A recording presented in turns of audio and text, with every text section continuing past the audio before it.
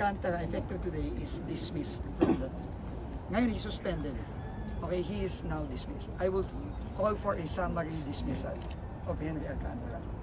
And next week, I will ask the DPWH legal to recommend filing charges, the appropriate charges against Henry Alcantara. Criminal that? Whatever, well, obviously criminal to. No, criminal to. Pag nanakaw ito, 100 million. 100 million. 100 million.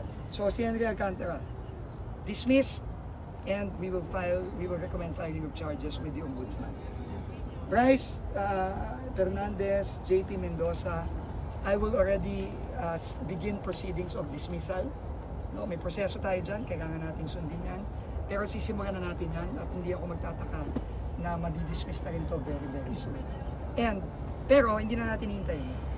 Papayagan na rin natin kasabay ni Henry Alcantara ng appropriate charges sa Office of the Ombudsman. So I will order the DPWH legal team to already prepare the necessary recommendations supported by documents such as this, no, to file the appropriate charges against them. This is this is criminal. Mga hayop to mga tao to, hindi tao to mga tao.